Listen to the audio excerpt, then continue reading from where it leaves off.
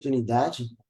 Quero, primeiramente, dar um bom dia a você que está conectado conosco, pelo Zoom ou pelo Facebook do Amanhecer com Deus.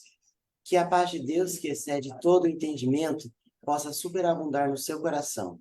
E para aqueles que estão assistindo, que ficou gravado o meu bom dia também, que o poder transformador da graça de Deus alcance cada dia mais a sua vida.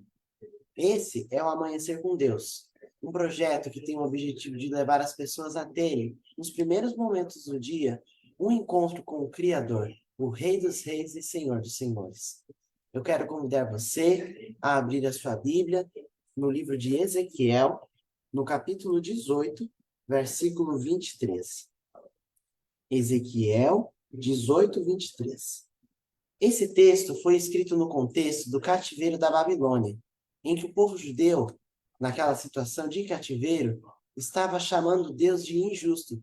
Eles achavam que Deus era um ser que tinha prazer em punir as pessoas, que não se importava se os filhos iriam pagar pelos erros dos pais ou não, ou vice-versa.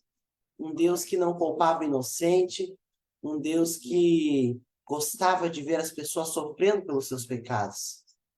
E Deus, com sua infinita bondade, misericórdia e paciência, disse o que eu irei ler agora.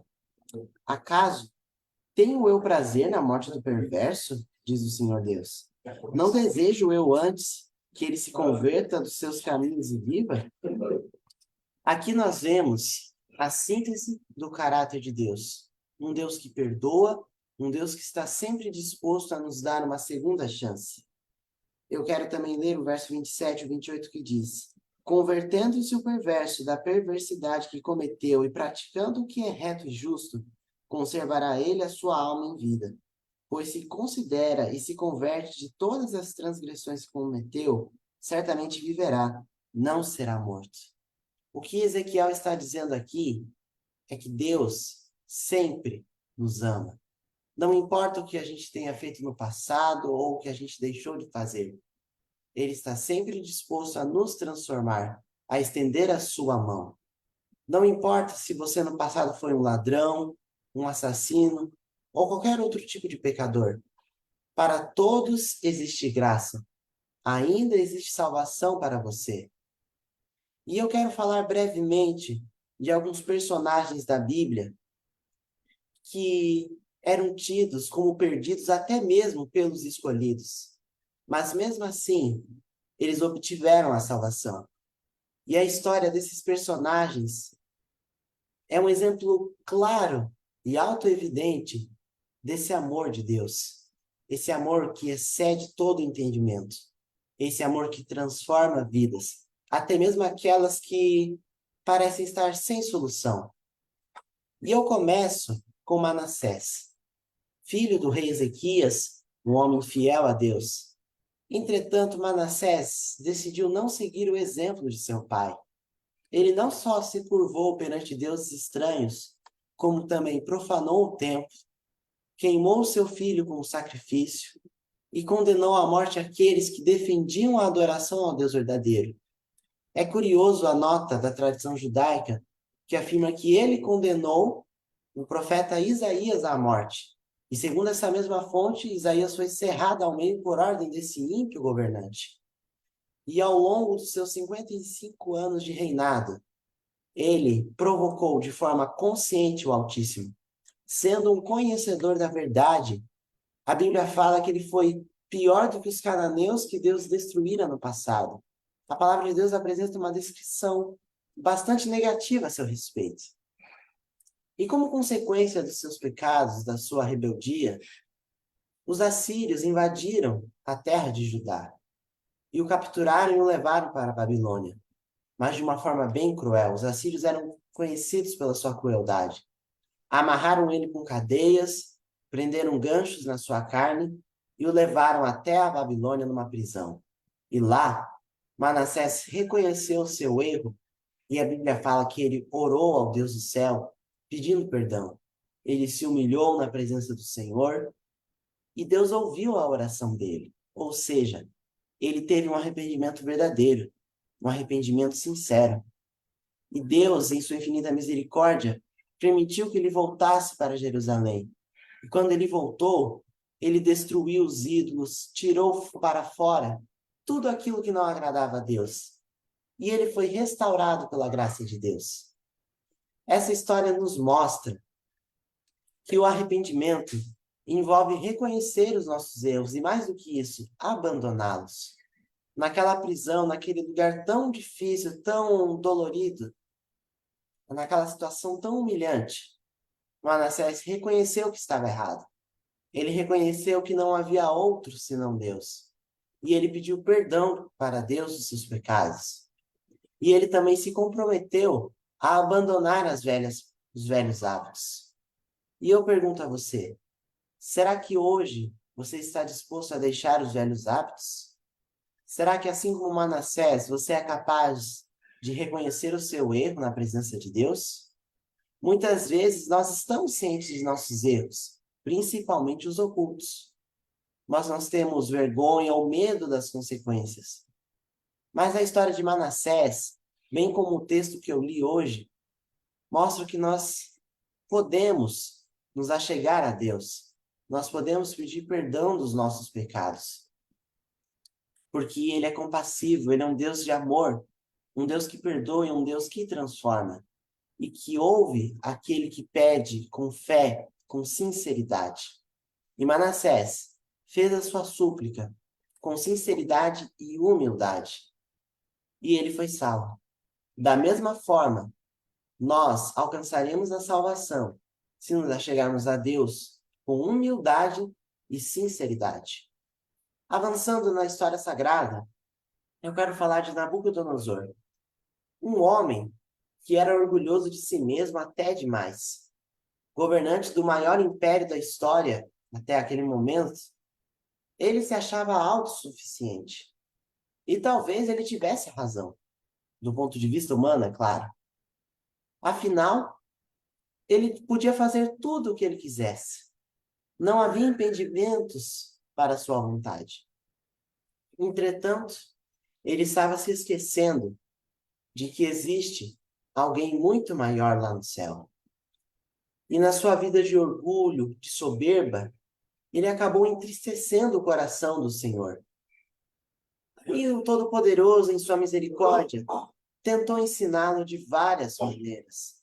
Tentou mostrar a Nabucodonosor que ele estava errado. Por meio de um sonho, por meio de experiências como o livramento a Sadraque, Mesaque e Abednego.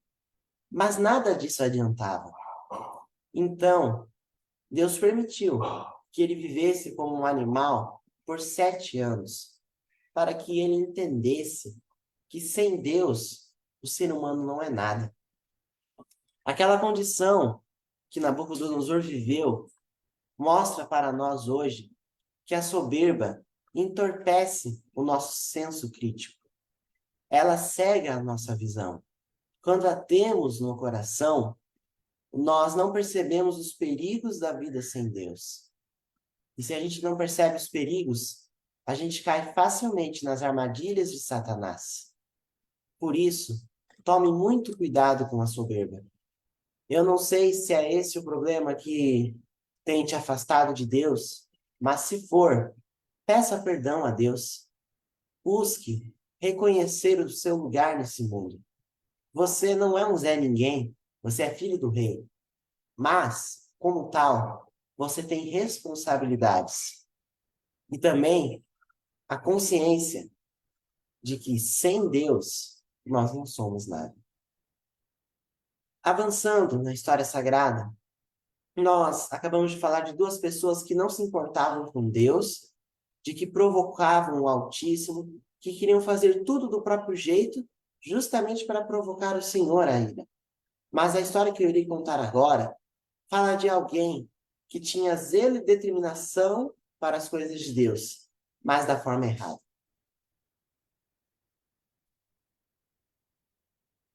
Eu estou falando de Saulo de Tarso, um jovem que desde pequeno foi ensinado no caminho do Senhor. E ele tinha um destaque, era destaque na sinagoga, no sinédrio, por onde ele passava, pelo seu conhecimento das Escrituras. Ele ficava indignado com a idolatria, com a apostasia. E quando ele conheceu um movimento que seguia um homem chamado Jesus de Nazaré, que adorava um homem que dizia ser o Messias, ele ficou indignado e ele decidiu perseguir os cristãos. Só que ele não estava sendo hipócrita como os demais fariseus, saduceus e toda a elite judaica. Ele estava sendo sincero em seu julgamento. E Deus, vendo aquela sinceridade, decidiu ter um encontro com ele na estrada de Damasco. E o resto é história. Esse encontro mudou a história não só de Paulo, mas também a história da igreja como um todo. Afinal, a maior parte do Novo Testamento foi escrito por um homem que outrora era perseguidor dos cristãos. Foi uma mudança completa na vida daquele jovem, de Saulo para Paulo, de perseguidor para defensor da mensagem. E a história dele nos mostra que Deus sempre nos encontra na estrada de Damasco. O ser humano pode insistir em seus caminhos, em suas ideias, em suas ideologias, em seus propósitos, mas Deus sempre nos encontrará na estrada.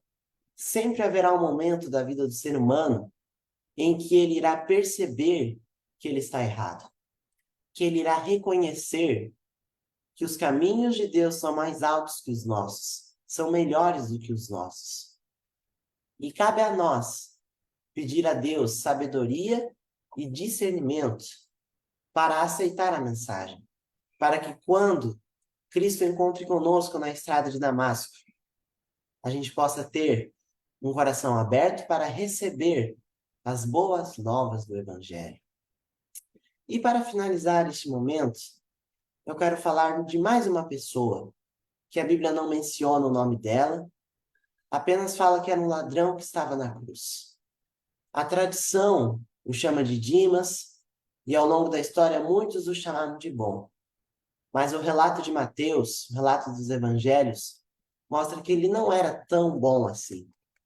A Bíblia usa o termo lestai, que era o termo mais severo, o termo que representava o pior tipo de ladrão.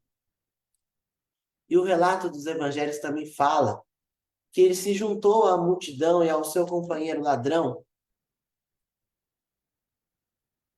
que ele se juntou ao seu companheiro ladrão e zombava de Jesus, da mesma forma que os demais.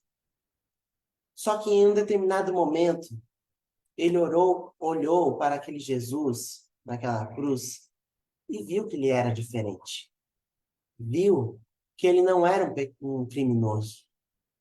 Ele viu que aquele era o Filho de Deus. E ele passou a refletir na sua própria vida, na criminalidade, nos erros e na zombaria que ele tinha acabado de fazer. E ele pediu perdão a Jesus. Senhor, lembra-te de mim quando entrares no teu reino. E Jesus não o repreendeu, não negou nada, apenas disse: em verdade te digo hoje, tu estarás comigo no paraíso. À beira da morte, aquele ladrão teve a vida eterna assegurada. Tudo por uma questão de escolha. Esses 4 nomes que eu citei agora eram tidos como perdidos, como sem solução. Mas os 4, no momento mais crítico, decidiram aceitar a mensagem de Deus na vida deles. E esse foi o diferencial. Para todas as pessoas, esse é o diferencial. A escolha que você faz diante da mensagem que é apresentada a você. Jesus não está interessado no seu passado. Não importa o que você tenha feito outrora. O que ele quer é o seu coração hoje. Ele quer que você tome uma decisão agora. Ele vai escrever uma nova história para você, onde esse passado cheio de pecados e erros não importará em nada. Esse é o amor de Deus que não olha para os nossos defeitos, que não considera as nossas falhas. Um amor que excede todo entendimento. Um amor que lança fora todo medo. Um amor que alcançou Manassés. Um amor que transformou Nabucodonosor. Um amor que encontrou Saulo no caminho de Damasco. Um amor que assegurou um ladrão na cruz da maior promessa que um ser humano pode receber. E esse mesmo amor está diante de você neste momento. Jesus quer transformar a sua história. Aceite hoje e sempre o amor de Jesus. E se você já aceitou, que essa mensagem que foi apresentada nessa manhã possa aumentar essa certeza no seu coração. Que você possa viver os seus dias com a certeza de que você é amado. Que você tem alguém que se importa com você.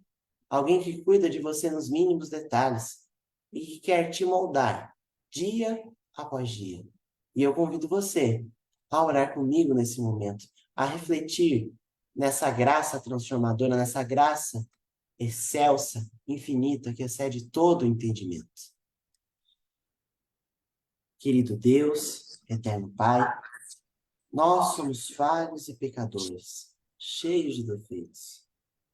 Entretanto, o teu amor não olha para nossas falhas, o teu amor não olha para o nosso passado. O que o Senhor quer é nos transformar hoje e sempre.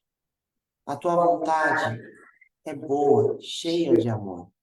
O Senhor quer escrever uma nova história para cada um de nós. O Senhor quer nos moldar como o oleiro molda o vaso. E eu te peço de forma especial que o Senhor transforme a nossa vida. Que nós possamos reconhecer os nossos erros, que nós possamos buscar a tua face, e que possamos buscar uma vida de santidade e adoração.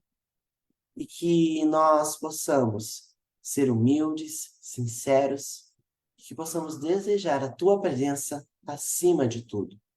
Que o Senhor seja o centro da nossa vida, hoje e sempre. Esteja conosco, dá-nos um restante de dia abençoado.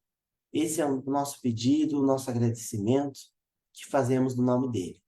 Teu Filho amado Jesus, a razão de nossa fé, a fonte do amor de Deus. Amém. Continua.